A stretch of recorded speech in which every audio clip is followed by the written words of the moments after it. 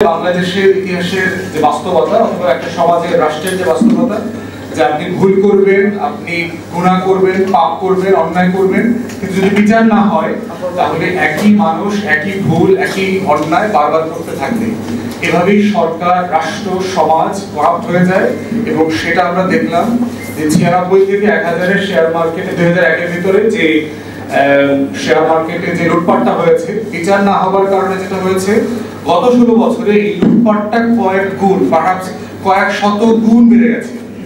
এই দুই লুটপাটের মাধ্যমে যেটা হয়েছে যে আমাদের 33 লক্ষ বিনিয়োগকারী ব্যাপকভাবে ক্ষতিগ্রস্ত হয়েছেন, তাদের পরিবার ধসে গেছে এবং এই যে আমাদের মধ্যবিত্ত নিম্নবিত্ত পরিবারের যে সামান্য সঞ্চয় থাকে এই সঞ্চয়গুলো হারিয়ে গেছেন।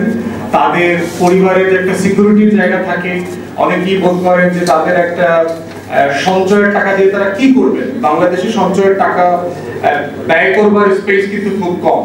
আপনি একটা প্লট কিনতে পারবেন, একটা ফ্ল্যাট কিনতে পারবেন, গ্রামে গঞ্জে জমি কিনতে পারবেন, অথবা গোল্ড কিনে রাখতে পারবেন, ডলার কিনে রাখতে পারবেন, অথবা হচ্ছে শেয়ার মার্কেটে আপনি বিনিয়োগ করবেন। তো রেগুলার টাকা পাওয়া যায় এমন বিনিয়োগের জায়গা কিন্তু সঞ্চয় থেকে বাংলাদেশে খুব কম। আমাদের পোস্ট অফিস থেকে শুরু করে প্রাইস বন্ড কিনে টাকা রাখা এবং সেটা থেকে যে প্রফিট করবার জায়গাটা, সেটা ইনফ্লেশন অ্যাডজাস্ট করলে দেখা যায় যে যে প্রফিটটা এই বন্ডের এগেইনস্টে দিচ্ছে মানুষকে, সেটা আসলে অলমোস্ট জিরো অথবা মাইনাস সামটাইমস। এফডিআর যেটা করে রাখছে, এফডিআর এর এগেইনস্টে যে প্রফিট দিচ্ছে ব্যাংকগুলো, সেটা যদি আপনি বাংলাদেশের বাজারে চলমান ইনফ্লেশন অ্যাডজাস্ট করেন, দেখবেন যে আলটিমেটলি কোনো সঞ্চয় পাচ্ছে না, নাম্বারে পাচ্ছি যে আমার 3 লাখ টাকা আছে, এই 3 লাখ টাকার বদলে আমি প্রতি মাসে হয়তো 10,000 টাকা পাচ্ছি। কিন্তু 10,000 টাকার ভ্যালু যে পেপার নোট, পেপার কারেন্সির কারণে যে প্রতি মাসে মান্থ অন মান্থ বেসিস যে ড্রপ করছে, সেটা আবার আমরা বিবেচনায় নিচ্ছি না। তো না নেবার কারণে যেটা হচ্ছে যে টোটাল সঞ্চয়টা জিরোতে পরিণত হয়ে গেছে। আমি মাঝখানে একটা প্রতিবেদন করেছিলাম যে আওয়ামী লীগ যখন ক্ষমতায় আসে 2008-9-এ, তখন যার 1 লক্ষ টাকা সেভিংস ছিল, তার 10 বছর পরে আপনার 2018-19-এ এটা শূন্য হয়ে গেছে। তো বাই দিস টাইম যখন 16 বছর পরে আওয়ামী লীগ দেশ ছেড়ে পালিয়ে চলে গেছে, এই টাকাটা নাকি এই মাইনাস হয়ে গেছে। মানে আপনার শুধু 1 লাখ টাকা শূন্য হয়ে যায় নাই, আপনি বরং আপনার সেভিংস কন্ট্রাক্টেড হয়ে গেছে, আরো 20,000 টাকা আপনি লস করেছেন। তো সেই জায়গাতে আমাদের সেভিংসের এবং পুঁজি বিনিয়োগ বাজারটা একটা বড় জায়গা ছিল, যেখানে আমাদের মানে বিনিয়োগকারীদের জায়গা থেকে তারা তাদের সঞ্চয়টাকে বিনিয়োগ করবেন, আর যারা এন্টারপ্রেনিউর আছে, উদ্যোক্তা আছে, ব্যবসায়ী আছে, তারা এখান থেকে ফান্ড রেজ করবেন, ফান্ড রেজ করে তারা ব্যবসা করবেন, প্রফিট করবেন, প্রফিটটাকে শেয়ার করবেন। তো সেই পুরো জায়গাটা একটা লুটের বাজারে পরিণত হয়েছে, এটা একটা কাসিনো, জুয়ার বাজারে পরিণত হয়েছে। সালমান রহমান থেকে শুরু করে এরা সবাই মিলে শত শত হাজার হাজার ফেক কোম্পানি করে নিজেরা ইনভেস্ট করে। আমাকে শেয়ার বাজারে আপনাদের প্রতিনিধি এসেছিলেন, আমাকে এটা বুঝায় বলছে, তারাই আবার ইনভেস্ট করে, তারাই দাম বাড়ায় একটা বেলুনের মতো বানায় ওভারনাইট সেই টাকাগুলো ওখান থেকে পুঁজিবাজার থেকে তুলে নিয়ে আসে। সো এটাকে যেটা বলা হচ্ছে যে বাস্ট আউট করে ফেলছে। আমরা আমেরিকাতে দেখেছি, 2000 সালে দেখেছি, 2007-8-এ দেখেছি, লেমন ব্রাদার্সে, ওয়াল স্ট্রিটে শেয়ার মার্কেট যেটা কলাপস করেছে। 90-এর দশকে দেখেছি যে আমেরিকার যে বিজনেস টাইকুন ছিল জর্জ সরোস, আপনার পুরো সাউথ ইস্ট এশিয়ার শেয়ার মার্কেট ধসে দিয়ে গেছে। Malaysia, Indonesia, Brunei, Thailand, Philippines, এই পুরো অঞ্চলের শেয়ার মার্কেটে ঘুরে সে কয়েক সপ্তাহের ভিতরে ফিউ বিলিয়নস ডলার এখান থেকে উঠায় নিয়ে চলে গেছে আমেরিকাতে। সাডেনলি আপনার 95-6-7-এ দেখলাম যে মালয়েশিয়া, ইন্দোনেশিয়ার ইকোনমি লস করেছে। তো সেই জায়গাতে আমরা বারবার দেখতে পাচ্ছি যে বাংলাদেশে যে একটা অলিগার্কি ডেভেলপ করেছে, একটা ক্লেপ্টোক্র্যাটিক সোসাইটি ডেভেলপ করেছে, যার একমাত্র লক্ষ্য হচ্ছে জনগণের রক্ত চুষে কিভাবে সেটাকে টাকায় বিক্রি করা যায় এবং বিক্রি করে নিজে বড়লোক হওয়া যায়, নিজে পশু হওয়া যায়, পশু থেকে দানব হওয়া যায়, দানব থেকে দৈত্য হওয়া যায়। এই দানব আর দৈত্য হওয়ার প্রক্রিয়াটার মেশিনের নাম হচ্ছে শেয়ার মার্কেট, সালমান রহমানের কাছে। সেই জন্য আমরা বারবার এটার প্রতিবাদ যেমন করেছি, আমরা এটাও বলেছি যে বাংলাদেশকে রাষ্ট্র হিসাবে যদি সার্ভাইভ করতে হয়, আমার মধ্যবিত্তকে, আমার ওয়ার্কিং ক্লাসকে বাঁচায় রাখতে হবে। মধ্যবিত্ত কিভাবে বেঁচে থাকবে? তার যদি চাল ডাল কেনার পয়সা না থাকে, তার 5,000 টাকা ইনভেস্ট করবার জায়গা না থাকে, তার বিনিয়োগ করা পুঁজিগুলো যদি ঘুলপোকার মতো সালমান রহমানরা দিনে রাতে চেয়ে চেয়ে খেয়ে ফেলে, তাহলে আপনি যে শেয়ার মার্কেটটা দেখতে পাচ্ছেন এটা ঘুরপোকার দোকানে পরিণত হয়েছে। সে যেভাবে কাঠ খেয়ে ফেলছে, আপনি বোধ করছেন আপনার ফার্নিচারটা ঠিক আছে, আপনার চেয়ার টেবিলটা ঠিক আছে, কিন্তু ভিতরে এটা ঘুরপোকা খেয়ে একদম ঘুরা শূন্য করে দিয়েছে। ভিতরে যখন ঢুকবেন, বিনিয়োগকারীরা ওখানে গিয়ে দেখছে যে তার আত্মহত্যা করবার রশি ছাড়া ওই বাজারে আর কিচ্ছু বাকি নাই, সব দরবেশা খেয়ে ফেলছে। তো সেই কষ্টের জায়গা থেকে আমি যতটুকু বুঝেছি আপনাদের দাবি দেওয়াগুলো প্রচন্ড যৌক্তিক দাবি, এবং এই দাবি দেওয়াগুলো ব্যক্তিগতভাবে আমি যেভাবে অথরিটির সাথে রেজ করেছি, অর্থনৈতিক প্রতিবেদন তৈরি করেন বিভিন্ন পত্রিকার গুরুত্বপূর্ণ সাংবাদিকদের সাথে আমি শেয়ার করেছি। প্রথম আলো থেকে শুরু করে অনেক গুরুত্বপূর্ণ সাংবাদিকদের সাথে আমরা শেয়ার করেছি এবং বলেছি এটা নিয়ে কিভাবে রিপোর্ট করা যায়, আরো বেশি মতামত তৈরি করা যায়, রাষ্ট্রকে জবাবদিহিতার আওতায় আনা যায়। আর সব মিলিয়ে আমার পক্ষ থেকে প্রস্তাব হচ্ছে, আজকে যদি একটা টাস্ক ফোর্স করেছে আমরা দেখলাম এই সরকার আসার পরে 3000 কোটি টাকা দিয়েছে আইসিবি কে, আমরা বোধ করছি যে এই কাট পেস্ট রিফর্মটা সমাধান না। আমরা আজকে এখান থেকে শেয়ার মার্কেটকে ঘুরে দাঁড়ানোর জন্য একটা পূর্ণাঙ্গ কমিশন করবার দাবি করছি।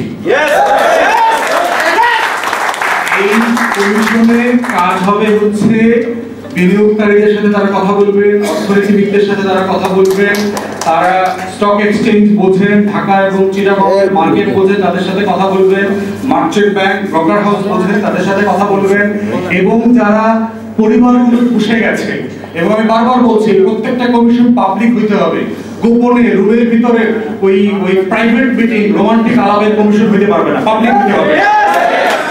এটা স্টক এক্সচেঞ্জের এখানে যে অফিস আছে, এখানে রাষ্ট্রীয় কমিশন বসবে, বাংলাদেশ টেলিভিশন এই কমিশনের বিবরণী, সাক্ষী, প্রত্যেকটা বক্তব্য লাইভ করতে হবে, কারণ এখানে 33 লক্ষ পরিবার জড়িত, 43 কোটি মানুষ জড়িত। উপদেষ্টাকে মাথায় রাখতে হবে, আপনাদের মতো আরবান মিডল ক্লাস কোটিপতির ফ্যামিলি থেকে বিনিয়োগকারীরা আসেন নাই, এসি রুমে ওনারা বড় হন নাই, ওনারা খাম ছড়ায়া টাকা ইনকাম করছেন, অতএব সেই টাকা হিসাব দিতে হবে আপনাদেরকে। আপনারা খালি লুটপাটের বাণিজ্য করবেন এবং তাদের বিচার করবেন, কিন্তু আপনারা কি করছেন সেটা আমরা জানবো না। এইরকম গোপন কমিশন চাই না, পাবলিক কমিশন হইতে হবে, যেটা আমেরিকার কংগ্রেশনাল হিয়ারিং এর মতো শুনানি হবে। প্রত্যেক বিনিয়োগকারীর কষ্ট দুঃখ তারা জানবেন, কোন কোন কোম্পানি দায়ী এই কাজের জন্য তাদেরকে আইডেন্টিফাই করতে হবে, কোন কোন কোম্পানি পরিকল্পিতভাবে আপনার প্রফিট করার পরে ডিভিডেন্ড দিচ্ছে না, আবার প্রফিট নাই, সে আইপিও ছাড়ার জন্য ইনফ্লেটেড অ্যাকাউন্ট তৈরি করছে, সে মিথ্যা অ্যাকাউন্ট তৈরি করে সে বিশাল প্রফিটেবল জায়গা সে আমরা শেয়ার ছেড়ে দিল, 6 মাস 1 বছর 2 বছরে কয়েকশো কোটি টাকা শেয়ার মার্কেট থেকে নিয়ে তিনি হাওয়া হয়ে গেলেন, তিনি সিঙ্গাপুর চলে গেলেন, তিনি এসালম হয়ে গেলেন, তিনি বসুন্ধরা হয়ে গেলেন, লুটপাট করে ফেললেন, ব্যাংক কিনে ফেললেন। তো এই পুরো প্রসেসটা একটা পূর্ণাঙ্গ কমিশন হলে পরেই আমরা সকল স্টেক হোল্ডারের বক্তব্যটা যেমন জানতে পারবো, করণীয় বুঝতে পারবো, এবং একপাক্ষিক হবে না। শুধুমাত্র বাংলাদেশে দেখবেন টক শোতে, প্রেসে, কমিশনে শুধু বুদ্ধিজীবীরা যায়, যাদের জন্য কমিশন তারা দেখবেন কোথাও নাই। তাহলে যার কষ্টের আলাপ, তার কষ্টটা তো তার কথা থেকে শুনতে হবে, তার ভাষায়, তার চোখের পানিতে তার কষ্টটা শুনতে হবে, তার দুঃখ কষ্ট, তার আত্মহত্যার গল্পটা শুনতে হবে, পরিবার কিভাবে সাফার করেছে গত 10 বছর 20 বছর। এই গল্পগুলো শোনার মধ্য দিয়ে হচ্ছে এই যে একটা ট্রমাটাইজড নেশন, এই নেশনের হিলিং প্রসেস তাকে সুস্থ করে নিয়ে আসতে হবে। তা না হলে এই যে লড়াই, আন্দোলন, সমাবেশ, মারামারি, ভায়োলেন্স, এ থেকে আমাদের উত্তরণের কোনো উপায় নাই। তাই যারা রাষ্ট্র পরিচালনা করছেন আপনাদেরকে অনুরোধ করছি, আহ্বান করছি, অবিলম্বে একটা পূর্ণাঙ্গ কমিশন করেন, নেতৃবৃন্দের সাথে পরামর্শ করেন, এবং সদস্য বাছাইয়ের ক্ষেত্রে অবশ্যই যাদের উপরে বিনিয়োগকারীদের আস্থা আছে এমন লোকদেরকে কমিশনের সদস্য করতে হবে, আপনার তাদের পছন্দের লোকদেরকে দিয়ে হবে না। আমরা দেখতে পাচ্ছি কমিশনের চেয়ারম্যান, তারপরে স্টক এক্সচেঞ্জের চেয়ারম্যান করতেছে এরে ওরে, কিন্তু বিনিয়োগকারীদের আস্থা নাই। ভাই আপনি লোক ভালো হইতে পারেন, আপনি বেঁচে চলে যান না, আমার কোনো আপত্তি নেই, আপনি ভালো মানুষ তো বেঁচে যান, বেঁচে চলে যান, কিন্তু ভালো মানুষ বিনিয়োগকারীরা আপনাকে ট্রাস্ট করে না, এই মাল আমি বেচবো কেমনে? তো যে মালের উপর আমার ট্রাস্ট নাই, সেই মাল, সেই দোকানের, সেই ভ্যানের সবজি মানুষ কেনে না।